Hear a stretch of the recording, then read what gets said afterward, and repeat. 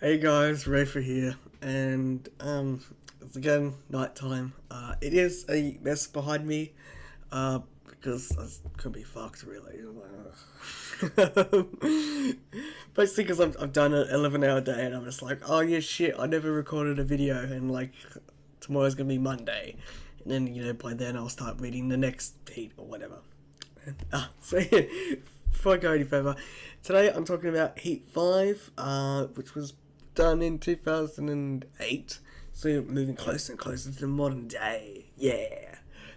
and um, and yeah, so I finished reading this. I think Friday. No, it would have been Thursday. Today's Saturday, not Sunday. So I finished it a couple of days ago, and then I got distracted by reading James Bond books, and I'm like, I never did a video on it. I'm like, oh shit, I better do it before I fucking forget it. So yeah, so Heat 5 came out in 2008. Anyway, so again, they still got the lovely kind of contents page that they're known for. And there's not too much different with the layout, but they do bring out ads in this one. Anyway, I'll just go on. So the first story is Two Rivers by Renee Carter Hall, and it's just, I guess, a simple tale about this young lioness who was born in a village, and then she gets picked up and married to this chief of one of the river tribes, something, and she's married, and she becomes his fourth wife. And then it's also her like a sexual awakening, and because she's a virgin, and it follows along that. And yeah, she goes back to goes to his village or camp or whatever, and learns to, not really learns to live, but lives with the other three wives. There's a little complications going on there, and like, interplay between each of them. And like it's just like I probably won't spoil it, but well, not really spoil it, but just go in depth about the ending. I'll just kind of just not talk about that, because it's a neat little story. I quite like it. It's a bit long, which I wasn't kind of used to when I got around to Heat 5. I started reading it, and I was reading Two Rivers. I'm like, fuck, man, there's still like another 4 or 5 pages going on here.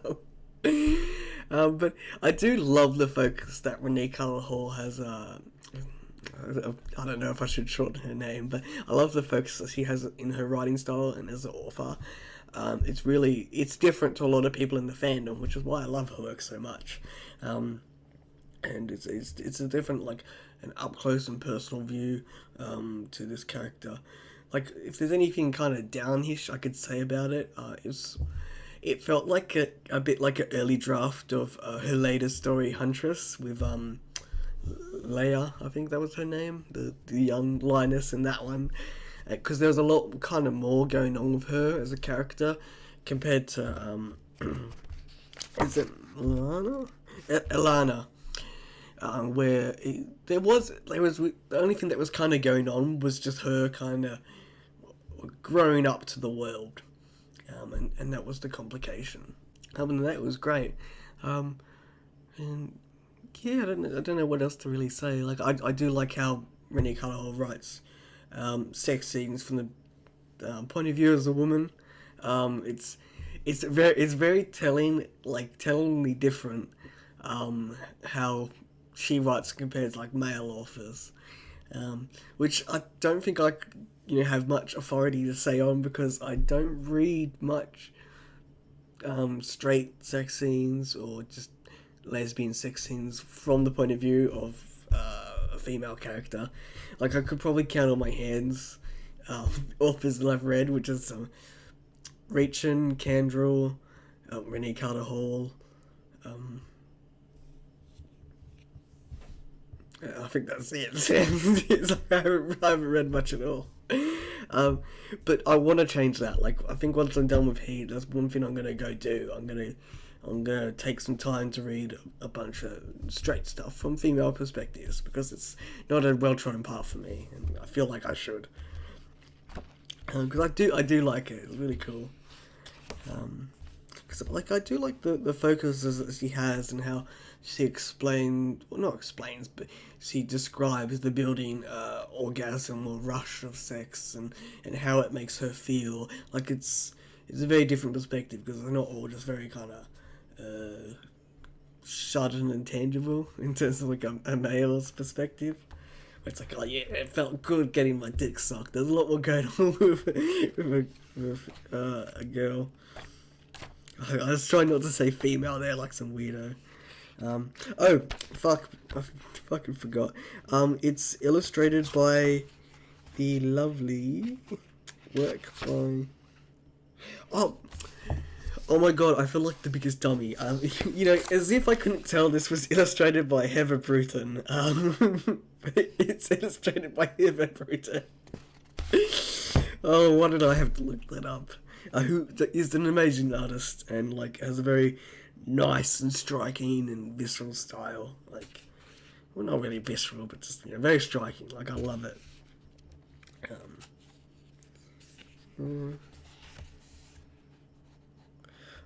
There was...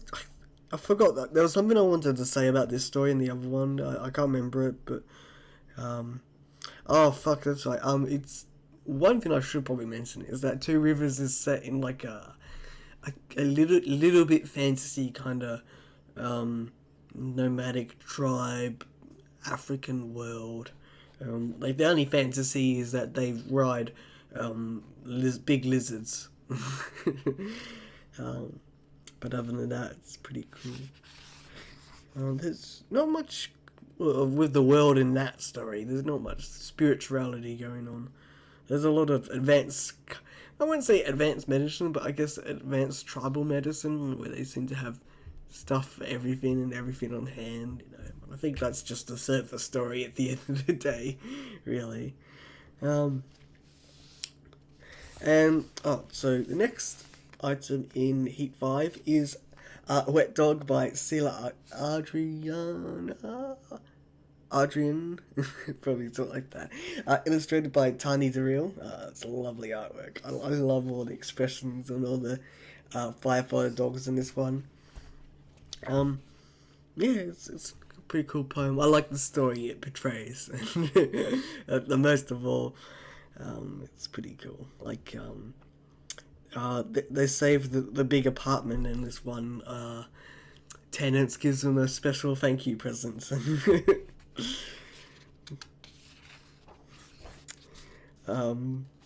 Okay, so next thing in Heat 5 is a comic by Moonstalker called Love's Dance. It's pretty run of the mill. I wouldn't say it in a kind of negative kind of run of the mill, but a positive run of the mill. Like it's definitely charming to read these days. Two dogs at a dance club, and they need to hook up. They skip that part. They were already hooked up, and they go home and they fuck, and they're like, "I love you too." What I do like about it is I like the kind of the cutesy banter between the husky and the fox. Not to mention just his art style in general. I quite like his work. I'm pretty sure the artist is around these days. Quotation marks, because I'm always wrong. That's a pretty cool story. Comic. Next thing is Just Another Saturday by Reachin, illustrated by Autumn Sunrise, who I've never heard, but I love their simple art style. It's pretty cool. I don't know what to say about the story. Like, I quite liked it. So it's, I guess it is a simple story. It's just a bit of like a very kind of tight slice of life on this couple. I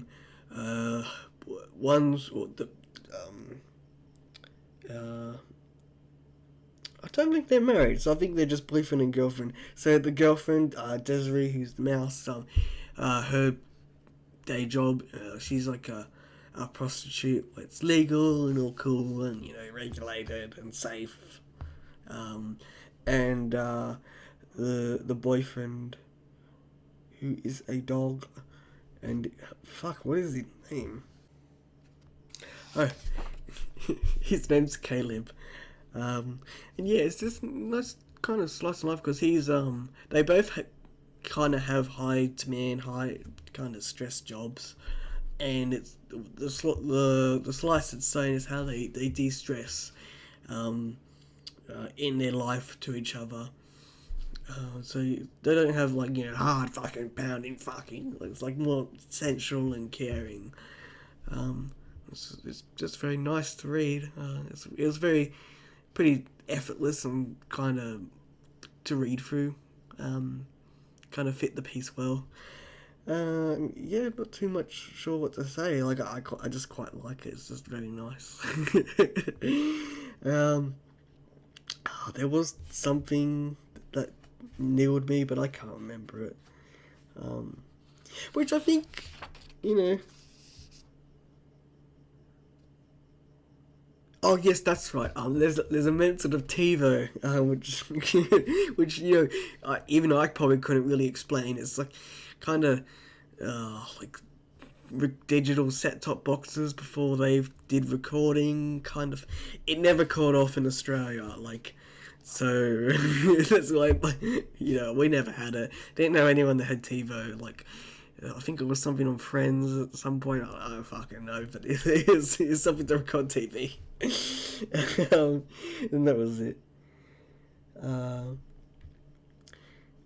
Yeah, I really don't know what else to say about the story. It's like quite nice. I just like the interaction between the couple, and I just enjoyed it for what it was. Which, I mean, it's kind of lame when I'm trying to talk about it. It's cool. So there was something I wanted to talk about in regards to Just Another Saturday and Two Rivers, like kind of comparing them, and I couldn't remember it. I still can't really remember it, but I know it was something along to do with like how the focus and how like the kind of I guess the wider focus of the story and how they kind of contrast quite well in terms of like, you know, anthology together.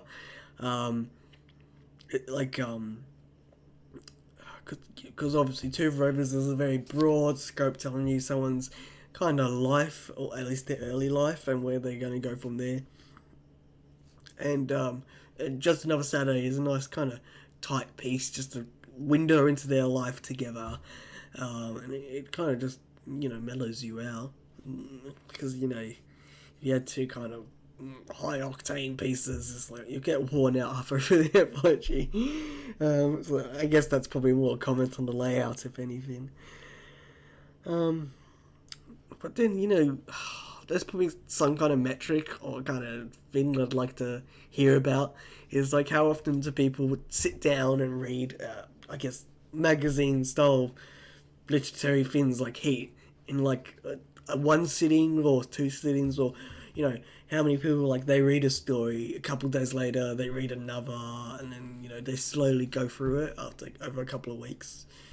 I know I'm earlier, as seen by now. Anyway, I think I'm dawdling a bit, so I'll probably speed this up. So next thing is we start getting the ads. So I'll, you know, cover my hand over the fucking package. But it's just a cool little ad about Salon de Citron, which is like Zalsa's Citra characters, which were kind of a big thing back in the day. And the surface they offer at the salon. And it's pretty cool. I always like the ads in Heat. It's just quite charming. And pretty cool. So next thing in Heat 5 is First Time for Everything by Borch, which is a prequel comic to Dog Days of Summer, and it shows you how Diego and Bayshore hooked up. Not too much to say about it other than it's, you know, awesome. It's the same world as Dog Days of Summer. Blotch is an awesome artist. I like all the little details in the background. It's super cool. I just quite like it has the banter dialogue between Jack and Diego at the start. And I guess just like just some of the slang and the Australiana is always quite cool. Um, but it's a very kind of short and simple comic. There's not too much to say about it. It's just kind of really relationship.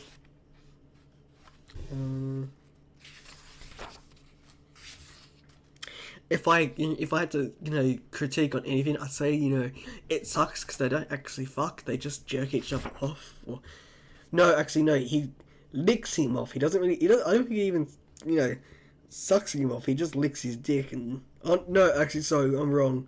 There's a panel with Diego with Bayshaw's cock in his mouth, so they do suck. Bayshaw's pretty easy to please, Another kind of negative strike there. So, next one is a lovely poem. Dick. By Sheila Adrian again. I should really learn how to pronounce her name because she's in it a lot.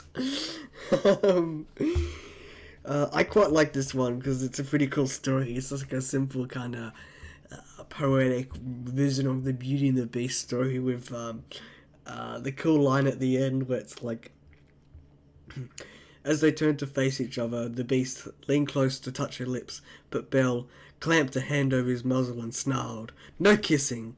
If you turn into some insipid human prince, I swear I'll cut your hairless throat." Which just fucking ties the whole fucking awesome poem together.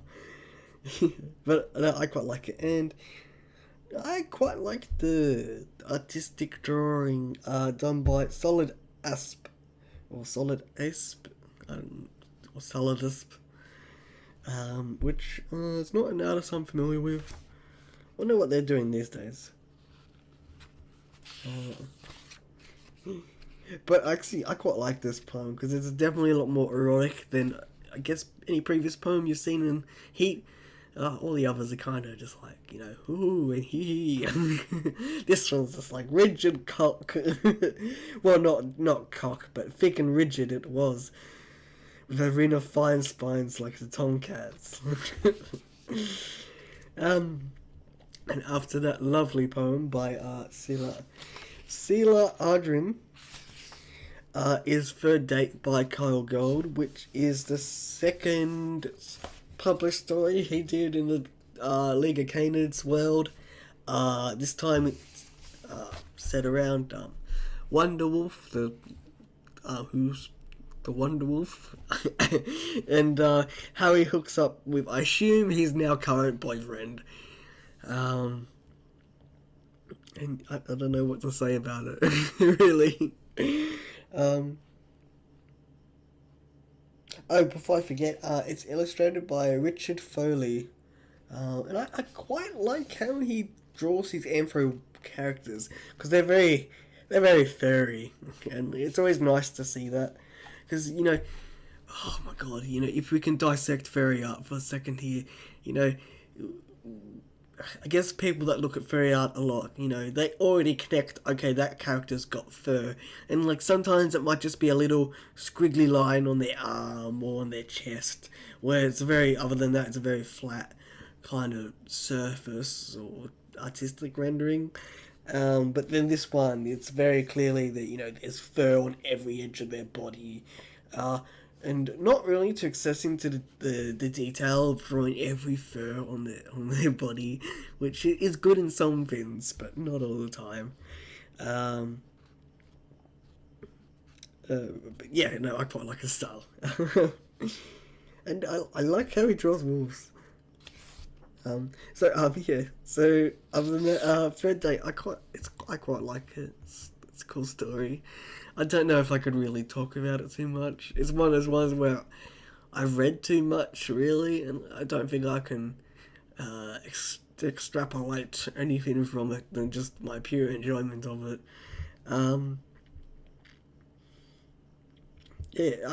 So it starts off with is it Roscoe?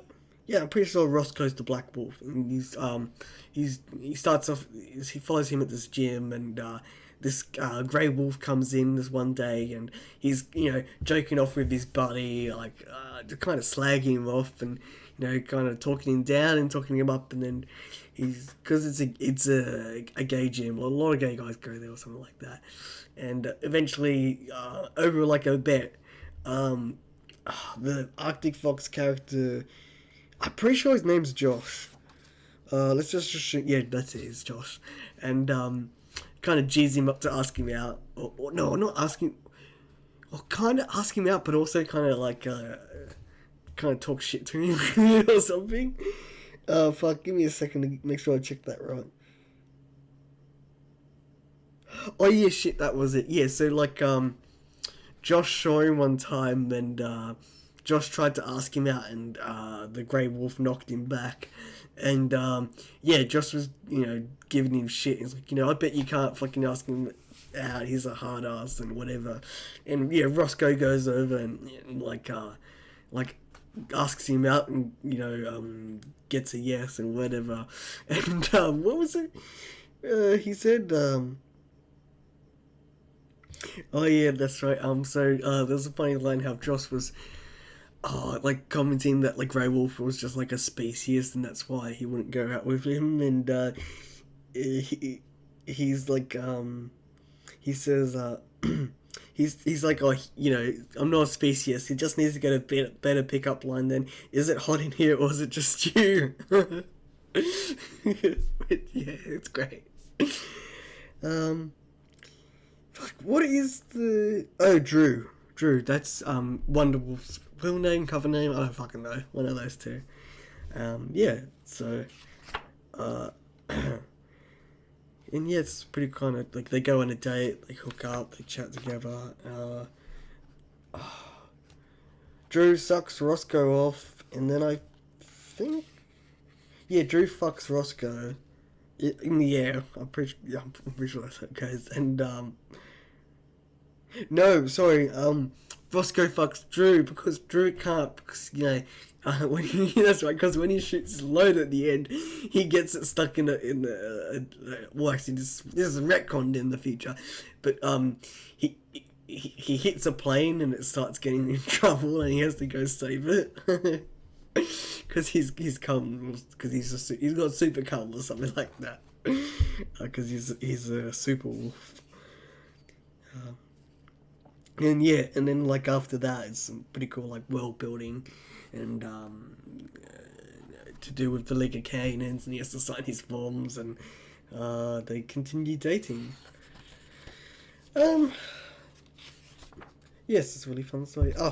And then we've got the second ad. I think this is the last ad because there's only 2 ads in this one. Just about bad puppy boxes, which I always love this ad, and I guess just the idea of bad puppy boxes. I totally buy that merch if that artist sold it or something like that. It's got some great quick. Oh yeah, was it a bad that makes you feel so good, bad puppy boxes, and no matter how bad your puppy is, he'll always make it up to you. One thing I do quite like about the artwork in this, I don't know if it shows through, but the couch he's on is all kind of destroyed and torn, because he's a bad puppy, torn up the furniture. I like that implication. Whether that was it, or I don't know. Next one we got is a dark comic by Arthur Husky, well, same guy as Leo Magna, who did Verpiled, and nowadays did Perception, and I'm not sure what the new comic he is working on now. And he's also did the other comics in Heat 1 and 2, and another 8. And this comic, I just don't like it because it's a very dark, kind of possessive comic about this guy who's got some, I guess, just some guy locked up in his locked up in a room, whether it's a basement or whatever, and he just uses him for his own pleasure. Yeah, it's just dark, and I just don't like it. I just don't like that stuff. Not that, nothing saying it's bad, it's just that I don't like it. But no, it is quite cool. It is a good comic, objectively, because you don't see it often, and it would be good to see it more often, because then you see it done better, and yeah. Oh, and I'm pretty sure this is it. Okay, so the last story in Heat 5, fuck, I had to fucking look, Jesus Christ, is Candy and Music, by K.M. Hirosaki, illustrated by Black Tegan. Oh, shit, fuck, okay, so the cover, is also inspired by the story, Candy and Music. The front cover is illustrated by OCE. I don't know if they're still around these days. If I'll look them up and I'll add their link in the description, because I really love their artwork. And fuck, I totally. Oh yeah, that's right. So one thing I wanted to say is I constantly think about Candy and Music. Like every now and then, I'm like, oh man, what was that cool story? And then I always think of it as Sex and Candy, which is that song by that band that's not Nickelback. I get everything wrong to do with my logic, well, I guess my memory of this story. Memory association. And yeah, I just love this story. But, I think the shameful thing to say is that I think I picked up Heat 5 2017 last year in 2016 at Furdu from some random table. They just had this Heat 5 and 4 for like $10 or something. Like it was someone's old copy or something. They're in perfect nick. Like, no dents or anything. Like perfect. And and like I wanted to pick it up just for this story. Because I've always heard good things about it. I'm like, I want to get it.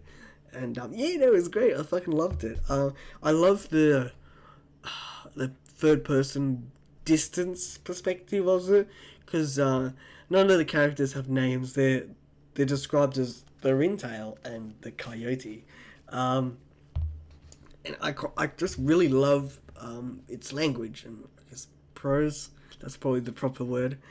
Because it's just super cool. Like it's a story where this Candy Raver Ringtails dancing that was a comic and sci-fi convention, aka not a furry con, because they're furries.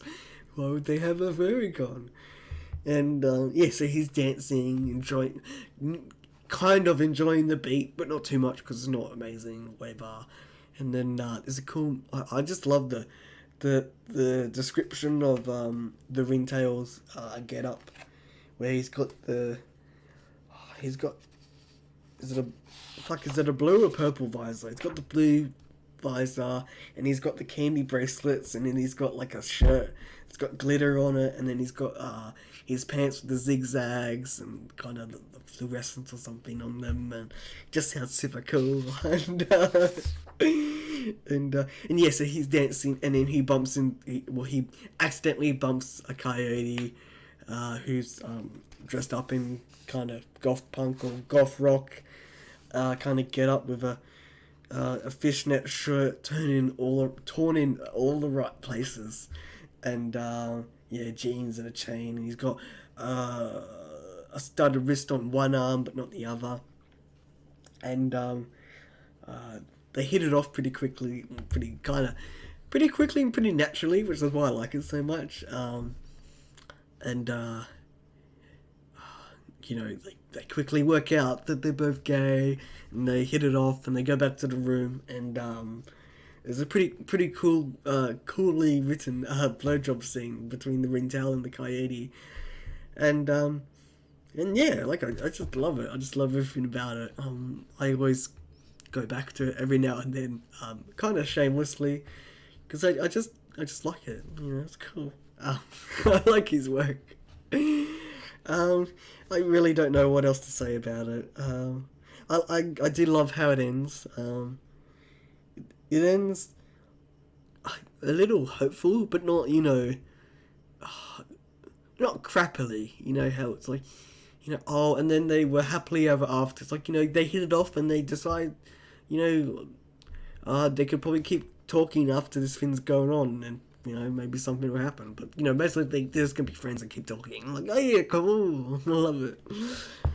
And yeah, yeah. So that's pretty much Heat 5. They've got the animal magnetism going on. So they got still funny magnets like shoot your goo and shave my fat pink squirrel, and cute faithful ass, and what's a long one I can read? When wild and war between slobber and bone, bite hard at the fever pole, teeth penetrate language, tongue taste gushing pleasure, delicious with sweet agony. Ugh, that sounds kind of pleasurable and not at the same time.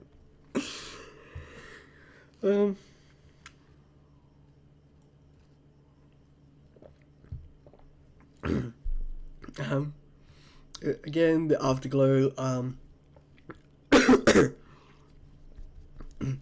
Again, the afterglow. I'm pretty sure it's written from the perspective of the managing editor, Lopix, which is saying kind of, oh my god, like, well, how do we get enough time? Oh my god, it's so close, kind of close. I'm like, oh my god, we finally got it printed. And like, yes, you know, I'll manage it better next time, and so it won't be a rush, and you know, never is.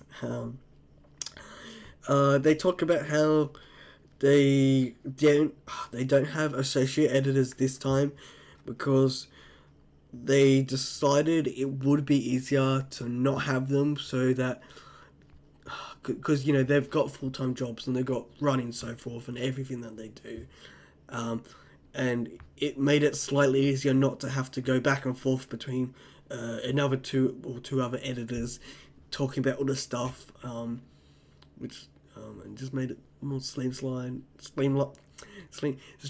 I guess, and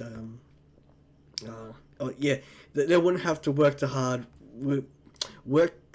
coordinate as hard with everyone's busy schedules as editors and writers and publishers.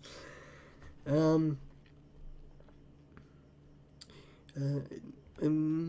that's pretty much just it. But again, it all paid off because Heat 5 is fucking amazing. Like, I think, you know, probably as we go on, I might change my opinion, but totally pick up Heat 5. I'm just saying this off early because it is definitely one of the stellar ones. Everything in it is amazing and totally worth reading to this day. It holds up actually really well. Like, I guess compared to the standard that you see these days. Though I would tend to agree with what Dark End was saying, that yes, it does hold up to today's standards of published through writing, but no, I wouldn't say it holds up to the standards that you find in Heat 13 and the later issues of Heat. As I was realised, because I guess I'll go on another bit of a tangent before I finish here. Is that the other night I was chatting on Discord with my mates, and I was half convincing this girl in our group to read Heat 13 because I started talking about how cool the stories are in it and how like kind of layered they are despite being erotic in some sense, and just the depth portrayed. And as I was talking about it, I'm like, yeah, shit, there's so much going on with these stories. Like, fuck me. Like, I never really hit it when I was trying to kind of sell them, which I always fail when people kind of ask me. The other week I had my friends over, and I had one of my friends was sitting in my bed, and he saw my poster for Thousand Leaves, which I've moved from behind me to there because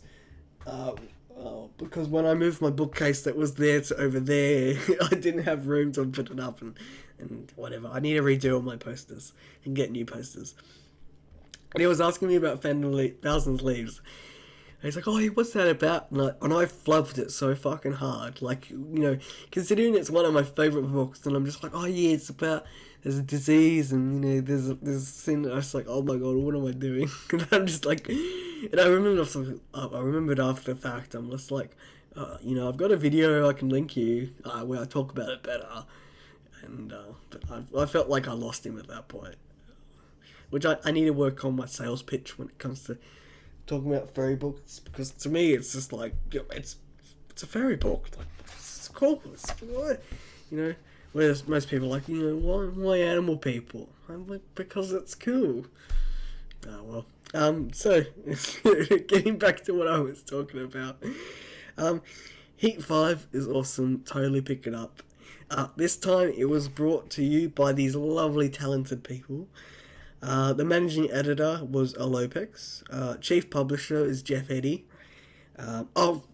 Again, tangent. So I also went back and listened to... So I went back and listened to a live show of Unsheathed where Jeff Eddy was a guest on the show. And he talked a lot about Sofawolf and Heat. And, like, you should totally go check it out because it was so good. Like, it reminded me of things that I forgot and clarified some things, and just, it's pretty cool. I think a lot of it still applies today in how a submission process to Heat goes, and I guess the company in general. And you should totally check it out if you're interested in Heat. Anyway, where was I? Two Rivers was brought to us by Renee Carter Hall and illustrated by Heather Bruton. Wet Dog was written by Sheila Adrian, illustrated by Tani DeReal. Love's Dance, the comic by Moonstalker. Just Another Sunday by Reachin, with illustrations by Autumn Sunrise. Salon de Citra, the ad, was by Adam Wan, also known as Zeus. First Time for Everything, the comic by Blotch. Bestiality, a poem by Sheila Adrian, illustrated by Solid Aesop. Third Date by Kyle Gold, illustrated by Richard Foley. Which I think I forgot to mention that it was done by Kyle Gold. Bad Poppy Boxes ad was by Blotch. Property, the comic, was by Arthur Husky. Candy and Music by Kame Hirosaki, with illustrations by Black Tegan. The front cover illustration by Ocelot. The back cover illustration is by Candy Jack Bones, which is amazing. I actually didn't notice this till like a couple weeks ago when I just had Heat 5 like just on my desk back facing. I'm like, oh my god, that is amazing. I didn't even know it was there. Which now it makes more sense because it fits in with the bestiality theme of the poem. The Afterglow illustration is by Fluke, which is just that one up there. Heat is copyrighted 2008 by Sofawolf Press, St. Paul, Minnesota. Again. Heat is published yearly and welcomes the submission of stories, art, comics, and ideas for future issues. For full guidelines, please see our website at www.sofawolf.com or contact us by email at heat@sofawolf.com. So yeah, Heat 5, amazing issue of Heat 5, amazing issue of Heat, go get it. I love it. I love the cover, I love the stories, it's all amazing. And next time, I am reading probably the first issue of Heat. I've not read anything in it. I am completely blind. I think the next two. This one and the next one. And then the one after that, I've read some things in it. And then I think... I don't know. So yeah, I'm really looking forward to Heat 6. Because I actually don't know what's in it. I haven't even looked at the content page. So that's me next week. I love that cover. It's fucking awesome. Oh, and the back cover too by County. Or Kamui, I think that's how you pronounce it. Yeah, so I've been Reyfar, and I'll catch you later.